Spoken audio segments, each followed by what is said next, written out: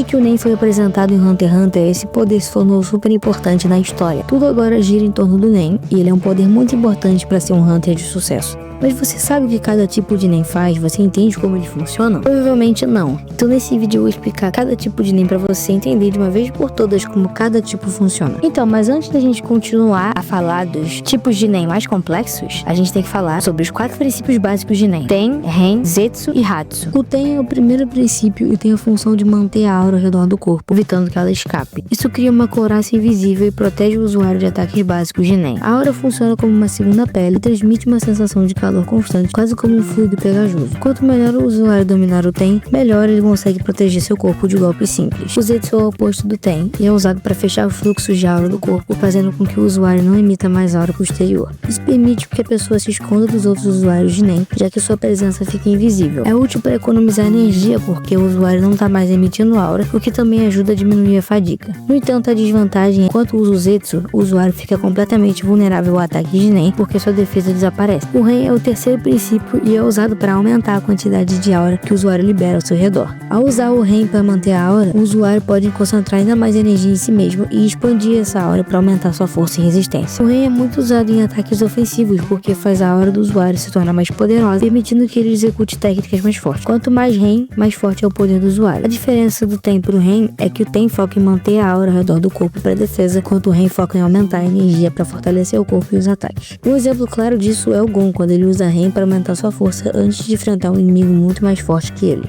O Hatsu é a habilidade de liberar e projetar a aura de uma forma personalizada, dando uma técnica única de acordo com o tipo de aura do usuário. O Hatsu reflete a personalidade e o caráter da pessoa. Cada usuário desenvolve um Hatsu que pode variar muito dependendo de seu estado físico e mental. Por exemplo, o Kurapika usa sua habilidade de Nen para criar correntes especiais que são poderosas contra os membros da trupe fantasma. A grande diferença do Hatsu para outras técnicas é que o Hatsu é a primeira manifestação real do Nen, mostrando como a aura de uma pessoa pode se transformar em uma habilidade especial e única, baseada em suas emoções e intenções. Então, a gente acabou de falar sobre o princípio básico, mas ainda calma, a gente agora vai falar sobre as técnicas derivadas. Ten é uma técnica avançada do princípio Ten, onde o usuário mantém a aura ao redor do corpo para criar uma defesa forte. Porém, ao contrário do Ten, o Ken exige mais energia para ser mantido por um tempo maior. In é uma aplicação avançada de Zetsu e é usada para esconder completamente a presença da aura de um usuário, até mesmo ocultando objetos que tenham aura. O Gi é uma técnica avançada que concentra a aura em uma parte específica do corpo, aumentando sua força.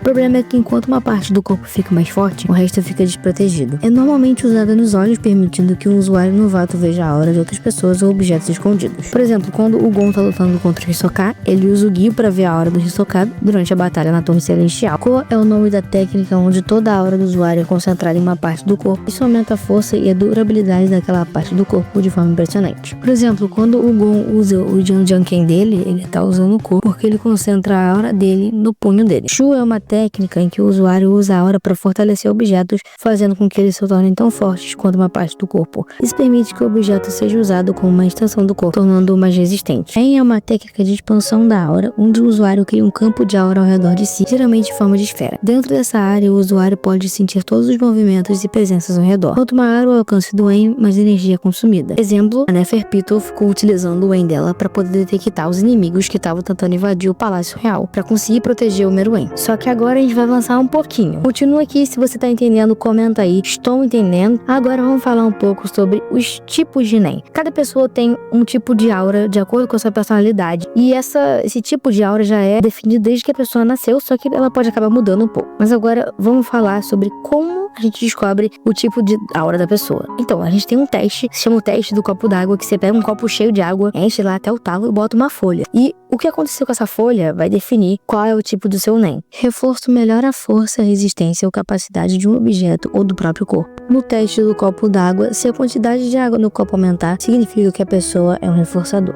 Os usuários desse tipo são ótimos lutadores corpo a corpo, e o exemplo desse personagem é o próprio Gon. Ele usa o reforço para aumentar o poder de seus socos. Emissor.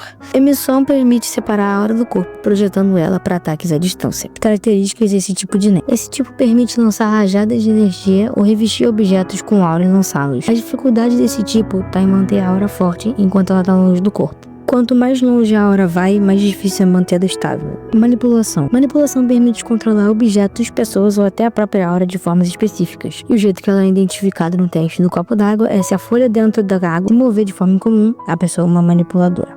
Manipuladores podem definir regras para seus poderes, tornando-os mais eficientes. Alguns conseguem controlar outras pessoas, mas isso exige condições específicas. Outros manipulam objetos, fazendo com que eles se movam como se tivessem própria vida. A materialização permite criar objetos físicos feitos de aura. Os objetos criados podem ter habilidades especiais, como serem indestrutíveis ou ter efeitos mágicos. O usuário pode fazer um objeto desaparecer e reaparecer quando quiser. Regras e restrições podem tornar os poderes mais fortes, como no caso das correntes do Kurapika, que são mais poderosas contra um grupo específico de inimigos, que é a Trupe Fantasma. E como eu acabei de falar, Kurapika é um exemplo de personagem. E outro personagem também é a Shizuku. Ela materializa um inspirador de pó e pode sugar tudo menos seres vivos. A transmutação permite mudar as propriedades da aura, fazendo com que ela emite outras substâncias. O jeito que ela é identificada no teste é se o gosto da água mudar, a pessoa é um transmutador. E o último, mas não menos importante, é a especialista. A especialização é o tipo de aura mais vago e único em Hunter x Hunter. Ela abrange habilidades que não se encaixam em nenhuma das outras categorias, ou seja, qualquer habilidade paranormal ou inusitada pode ser classificada como especialista. Isso significa que o usuário pode ter uma habilidade muito diferente das outras já conhecidas. Esse é o tipo raro e mais imprevisível de habilidade. As habilidades dos especialistas variam muito e podem envolver prever o futuro, copiar poderes ou algumas pessoas podem desenvolver especialização com o tempo, mesmo que nasçam com outro tipo. Especialistas costumam ter personalidades difíceis de entender, mas é isso, eu espero que vocês tenham gostado de verdade, tá? Comenta aí se você entendeu. Nem uma parada muito interessante, é um dos poderes mais legais, mas é complicado de entender. Mas é muito importante que você já tenha na cabeça pelo menos um pouquinho dos conceitos pra você continuar e assistir e aproveitar Hunter x Hunter de um jeito muito legal.